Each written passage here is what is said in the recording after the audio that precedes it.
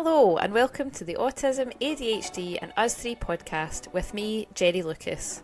We'll be talking all things neurodiversity, including late diagnosis, parenting and everything else that comes in between. This podcast is not intended to be diagnostic. I am not a doctor.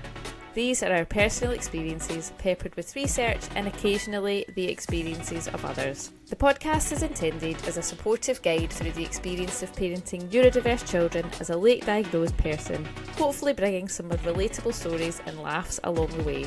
Any relevant links will be in the show notes. Let's get into today's episode.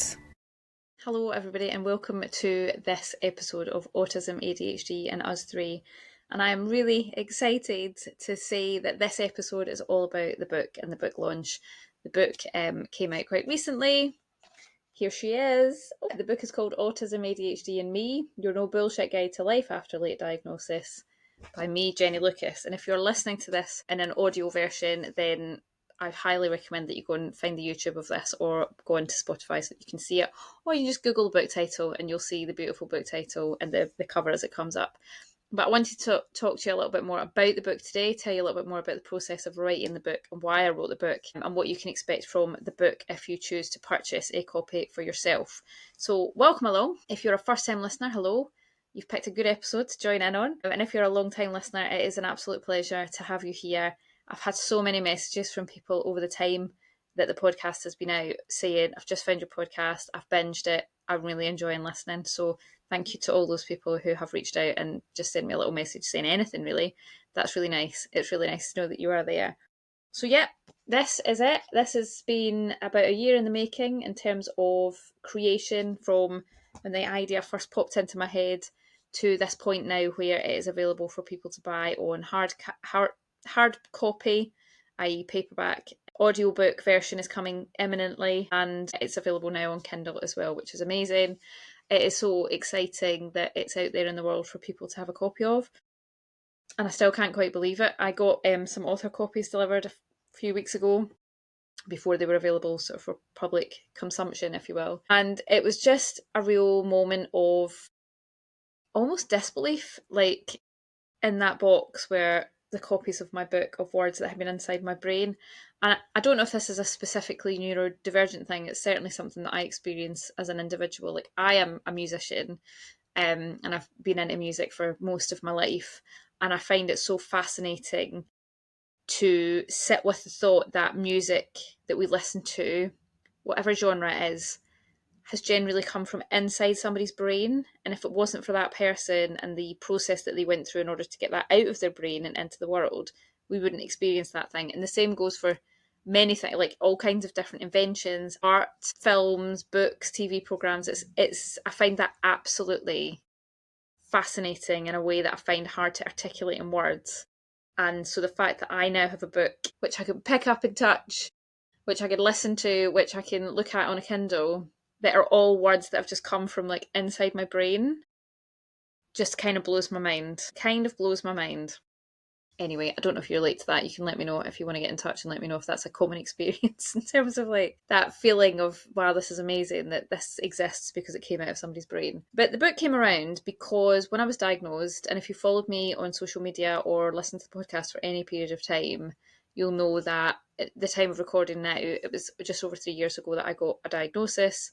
What had preceded that diagnosis was burnout, and essentially a lifetime of feeling different, feeling like I didn't quite fit in, feeling like a failure in lots of aspects of my life because there was things that I could see other people could do that I seemed to really struggle with.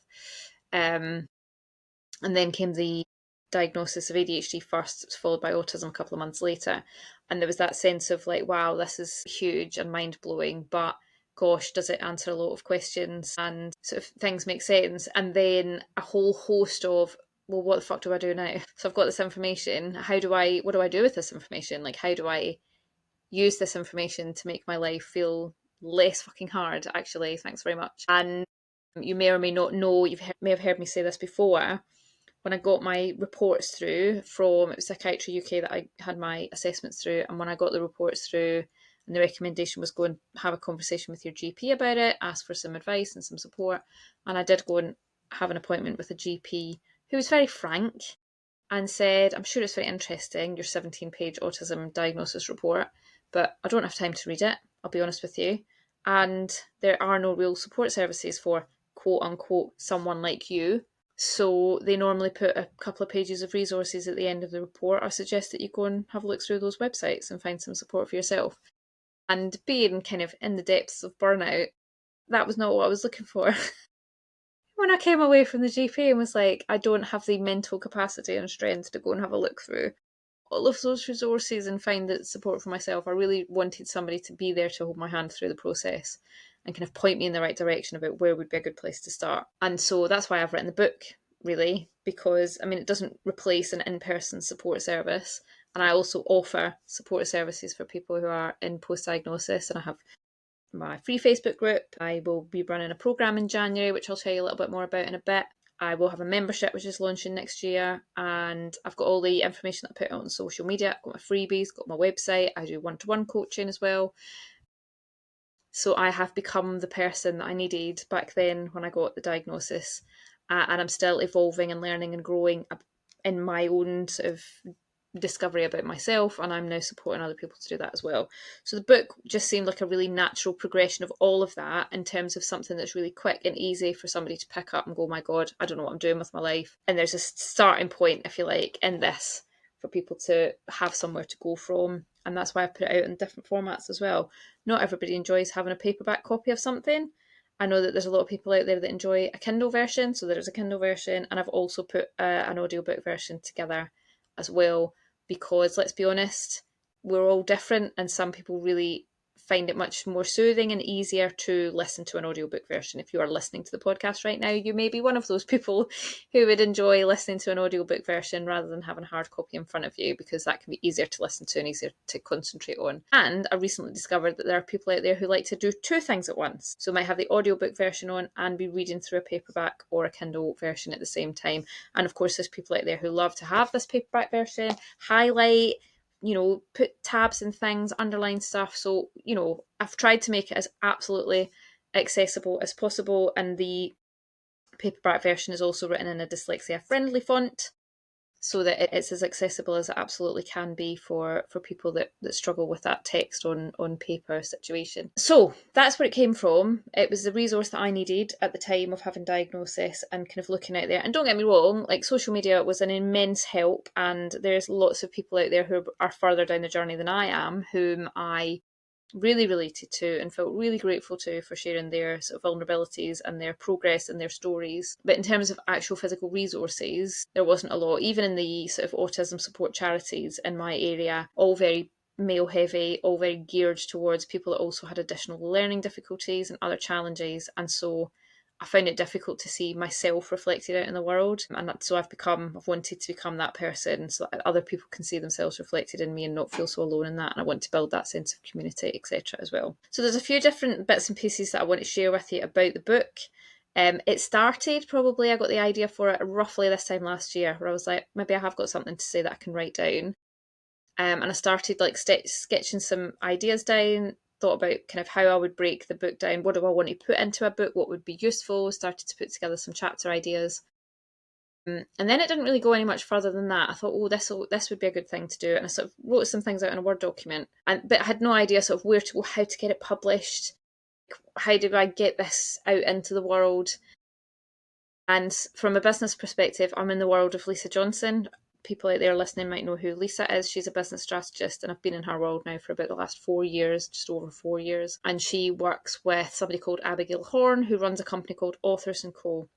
And they essentially help take people through the process of self-publishing through their publishing company. And so it's been published through Authors & Co. And so they've got their little symbol in the back. And that is a process that's quite different to traditional publishing. Not that I know a lot about traditional publishing, but I have worked with Authors & Co. since January. I signed a contract with them January 2025. And we set a launch date of the 28th of October at that point. And then basically it was like, right, get on with writing the book. And they have supported me in many of the steps along the way in terms of like the structure of having that time frame, because let's be honest, if I had been doing this by myself without that sort of deadline that I had to work towards, it probably would never have happened. And they were really helpful for things like having a conversation at the start about structuring it and what we want the message in the book to be and what we want to get across to people. What's the purpose of this book? It's useful for it to have a purpose, obviously, so that people will get something out of it. And then putting together, so the finalising the chapter list, and then I then went through stage by stage, kind of in my own way, in chunks of hyperfocus, I'll be honest. Chunks of hyperfocus is how this book came together. Putting it all through together, and then they were really great for suggestions about how to typeset it, how it should look inside the book, and also this service that they provide is the cover design. And I have to say, I got the choice of 4 cover designs, and this absolutely was the one that I looked at and went, yes, there she is. That's what she should look like. If you're watching this, here's the back. And it was absolutely the perfect. And if I had had to do all that myself, it just wouldn't have happened. I would have spent days on Canva trying to decide what I wanted things to look like. And I'm not a graphic designer. I'm not creative in that sense at all. So having them there every step of the way to keep me accountable, to give me deadlines for things, to remind me when things needed to get done, etc., was invaluable. And without having gone through that process and worked with them, this book would never have come into fruition. So I'm really grateful to the team there that they have helped me pull this together and actually get it out into the world. So that's a little bit about how it actually sort of came about. But I want to tell you a little bit about what is in here. Okay, there was nothing at the time of sort of putting this together. There was nothing out there resource-wise, really, that I saw and identified with and went, I think that would be a good resource. And so I kind of went through my own journey, because that's basically how things work, isn't it? We've got to start from somewhere. And so I went through my own journey and thought, what are the most important things that I have learned so far since discovering that I'm ADHD? And so we've got 10 chapters, and they go from welcome to your journey, internalized ableism, rediscovering your identity, self-love and acceptance, which is a big one. They're all big ones, to be fair. Navigating neurodivergent burnout and finding your way back, massive. Navigating relationships, also massive. That was probably the hardest chapter for me to write as well.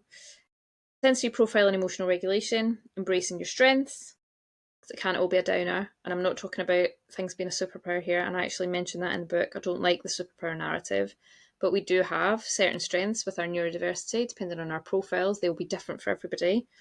Routines and productivity that actually work for you. In chapter 10, the final one, is the reclaimed path and coming home to yourself. And then there's some more bits and pieces in there about further work with me and some other resources that I've got available as well. So a couple of things that I wanted to share with you are, I'm going to do a little bit of reading. Start of chapter 2. Chapter 2 is all about internalized ableism, and this is something that I really didn't know very much about and had to really explore within myself in terms of that little voice in my head and sort of where does that little voice come from. My little voice was inherently quite a negative one, and that was some deep work to dig into why it was negative and where it came from, and part of that was internalized ableism that I had absorbed from the world and from my own thoughts and experiences about what autism and ADHD look like and what I should be able to do as a adult female in the world. So it starts like this. The quiet saboteur. You don't realise how deep it goes until you start to untangle it. The voice that tells you you're just lazy, the guilt that creeps in every time you need to rest, the instinct to apologise when you ask for what you need. It's so familiar, so constant that you barely even notice it. But it's there, whispering, pushing, shaming. This is internalised ableism. It's not just external stigma that shapes how we see ourselves. It's the quiet, corrosive beliefs we've absorbed about what it means to be valuable, functional and normal.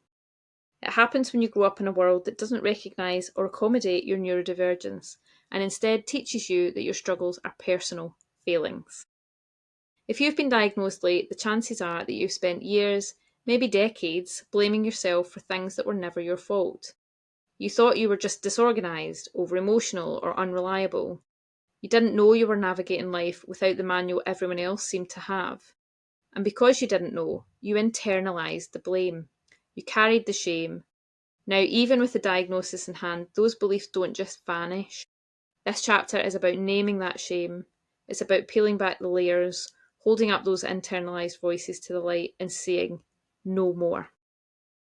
And it's really, really powerful, and that sort of builds into another chapter that I'm going to share with you in a little bit about self-love, which some of you have probably just internally shuddered at the words self-love. But really unpicking that internalized ableism and that harsh voice and digging into where that's come from and why it's there really helps with unmasking as well. Part of what I was talking about in the book as well is masking. And when I first got my diagnosis and discovered masking and heard about what it was, and really asked myself the question, like, well, how am I masking? How can I be masking if I don't even know that I'm masking? And, you know, what happened after that was I uncovered over quite a long period of time places where I was not being my whole self and didn't realise that I wasn't being my whole self because I was being how I perceived people wanted me to be.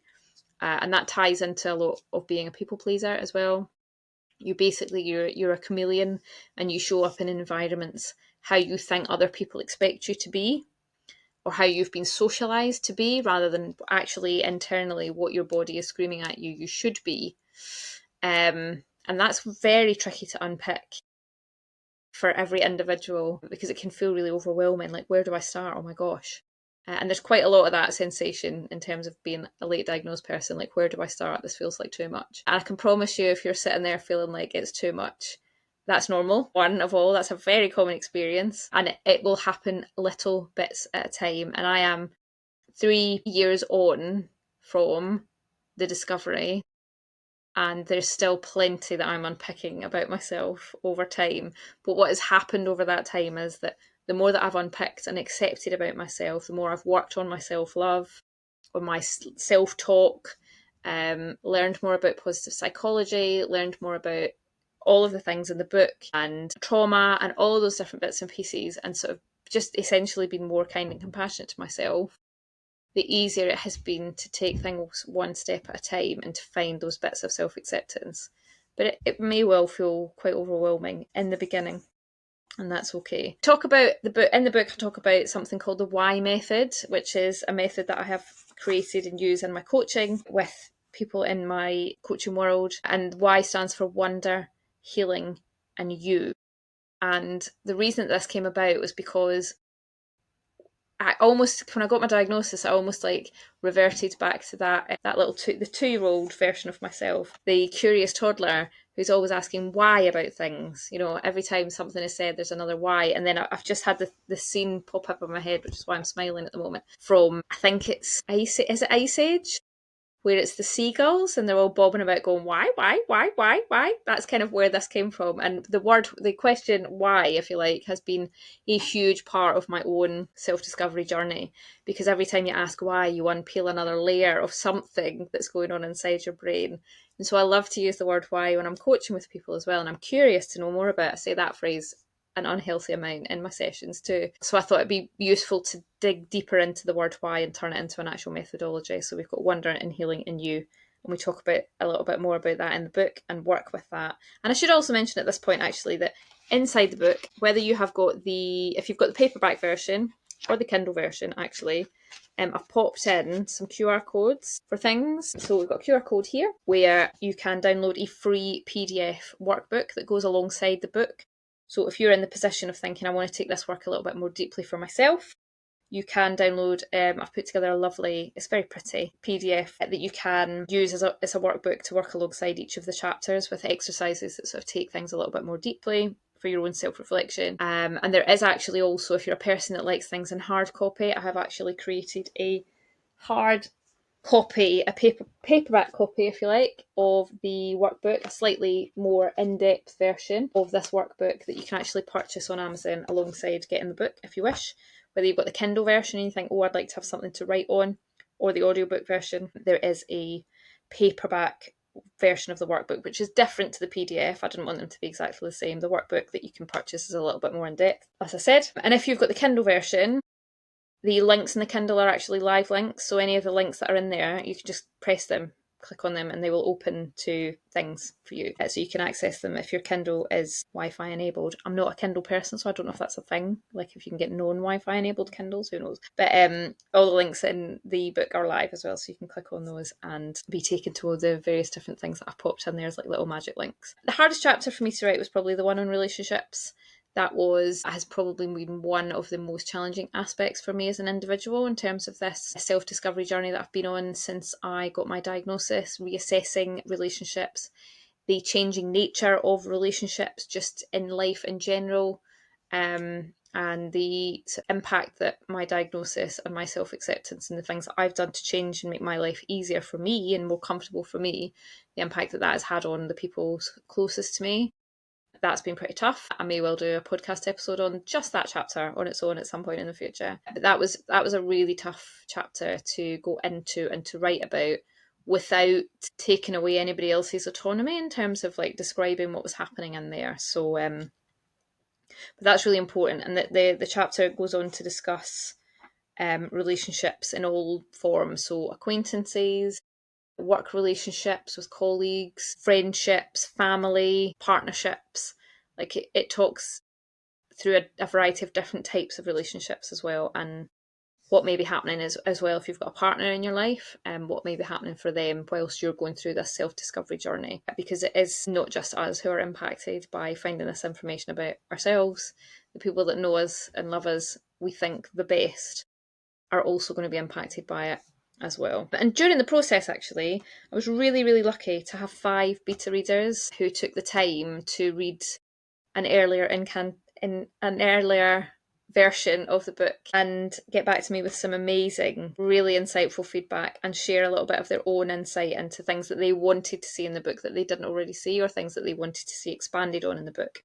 So I mentioned them in the acknowledgements of the book. They really did help shape the way that this final version of the book has come to be. So I'm incredibly grateful to those amazing 5 people who took the time, because it is time consuming. What did they get out of it? They got to read an earlier draft of the book. They really then gave me their feedback on that, which has absolutely changed the direction of where some of the parts of the book were going, and expanded on things and made it infinitely better than it would have been if it had just been me on my own. So that really helps. Do you know what I mean? It's not just me that's talking. There's voices of other people that are coming through it as well. Right. I want to just read you a little bit more about chapter 4, which is all about self-love and acceptance. And if that's made you do the internal cringe, then you really need to stick around for this, because this is important, okay? It starts with a section heading called The Magical Vortex of Giving a Shit About Yourself.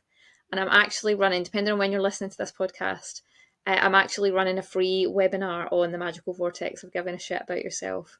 At the end of November, the 26th of November, I will endeavour to put a link to get a place for that in the show notes of this podcast, so you can go and sign up for that now. The link will also be in my bio, on my website, all of the places where you can find me online. But it's absolutely a free webinar. I will be talking about a programme that I'm doing at the end of it though, so there will be a little bit of a sales pitch at the end. You absolutely don't have to stay for that. But the webinar itself is called The Magical Vortex of Giving a Shit About Yourself, because of course it is, because I wrote it. You know that feeling when you finally give yourself permission to just be, to drop the act, the performance, the exhausting camouflaging, and to listen to that whisper within rather than the relentless roar of external expectations? And you might not if you're at this stage in your journey, so, listen on. For me, the first time I really did this, it was almost disorienting. I remember sitting in my car outside the supermarket, engine off, hands still on the steering wheel, realising I didn't have to go in straight away. I could take a moment and I could breathe. No one was timing me. No one was judging me. That tiny pause felt like rebellion, like a crack in the armour I'd been wearing for decades. What if I told you that this feeling, this profound liberation, isn't a fleeting moment, but actually a sustainable way of living, right? Welcome to the magical vortex of giving a shit about yourself. It is a powerful, transformative space where self-love isn't a fluffy concept, but the very real engine for your unapologetic, authentic life. For many neurodivergent women, the idea of self-love feels impossible, perhaps even indulgent. We have spent our lives being measured against neurotypical standards, often internalising the message that we are too much or not enough. I didn't have words for it at the time, but growing up I felt like I was constantly being marked against an invisible checklist I didn't even know existed. I'd leave social situations replaying everything I said, wondering what I'd got wrong. Teachers told me I was bright, but needed to apply myself better. Jenny is a chatterbox. Oh my god, how many of us heard that at school? as if I wasn't already wringing myself dry just to keep up. That constant self-critique becomes so normal you stop noticing it's there until one day you realise you've built your whole life around trying to meet expectations that were never yours to begin with. This relentless measuring up leads to chronic fatigue and a profound disconnection from our true selves. We learn to ignore our needs, override our instincts, and prioritise external validation over internal peace. This depletion isn't just tiring, it's a fundamental blockade to thriving. We become masters of performance, losing touch with our authentic desires, needs, and even our bodies. This is why self-love feels so hard, as it requires dismantling decades of ingrained beliefs and relearning how to trust ourselves, but it's also why it matters so much. The cost of living disconnected from yourself is immense. It is the root of the burnout you can experience, as discussed later in Chapter 5, the source of the constant shame you carry in Chapter 2, and the reason relationships can feel so draining. When you do not know who you are, what you need, what you honestly desire, you cannot build a life that genuinely supports you. This disconnection leaves you vulnerable to people-pleasing, boundary erosion, and a pervasive sense of being worn out before you even start your day. Self-love and self-acceptance are two of the most powerful tools you can develop after a late diagnosis. They form the foundation for the changes you want to make and the life you want to live. Without them, it's all too easy to slip into cycles of self-criticism, shame, and burnout. With them, you begin to approach yourself with compassion, patience, and understanding, the very things you may have been missing for years. So, we'll talk a little bit more about that in the webinar that I'm doing at the end of November. Again, there'll be a link for you to sign up for that in the show notes and the link in my bio and all the places. But it really has been the most transformational thing that has happened in my life. And I hope I'm not sounding like too preachy and woo-woo as I say that, because I remember being in a place hearing other people talking about things like self-compassion, self-love, being kind to yourself, treat yourself like a friend, and going, that sounds horrific, like, how disgusting, and just rejecting it immediately. Everything in my being was just like, indulgent, how disgusting. But then, of course, I started asking myself the question why about many of my reactions to things in life. And so that was a good time to be like, well, why is this so disgusting as a concept to me? Why am I rejecting it so vehemently? And so there was a lot of digging happened in there. And actually, a phrase that I've used previously and I have absolutely stolen from somebody else, I don't know who though, is if being a shit to yourself was going to work, wouldn't it have worked by now? It's not really very motivating in terms of actually making meaningful change and living a happy life. So I should actually just say the goal in life is not to be happy all the time. We have emotions and feelings that we are meant to feel a plethora of all the time. I want to be feeling like I'm living a life that is authentic to me and my needs and my wants. And I absolutely, sincerely feel like I am doing more of that now than I ever have before. So that is why I've written the book, and that's why it's there to help other people get to the same place, because of the changes that I've experienced and how much more satisfying my life is now. It's almost like it's clicked so hard in my brain that it's like such a no-brainer. Why wouldn't you treat yourself with compassion? Why wouldn't you be kind to yourself? Why wouldn't you want to find self-acceptance for yourself? Because it makes your life so much better. And so that is my mission, essentially, with everything that I do, with all of my socials, with all of my coaching, my group programs, my membership, this podcast, the book, my Substack, everything that I put out into the world is to support as many people as possible to have that revelation for themselves, because that is truly life-changing and that is going to change the world. Not to sound too lofty about it, obviously. So what's been really gratifying over the last few days since the book's been out, people have bought it and they've been in touch to say that they've bought it and sort of talked about some of the bits in the book that they found relatable. It's lovely. And this has happened with the podcast, actually, since the podcast has been out as well. The sheer number of people that have messaged and said, oh my gosh, I feel so seen. You're describing my life. This has really helped. Like, it is really humbling. It's really humbling to have people come and say those things and not to get emotional about it.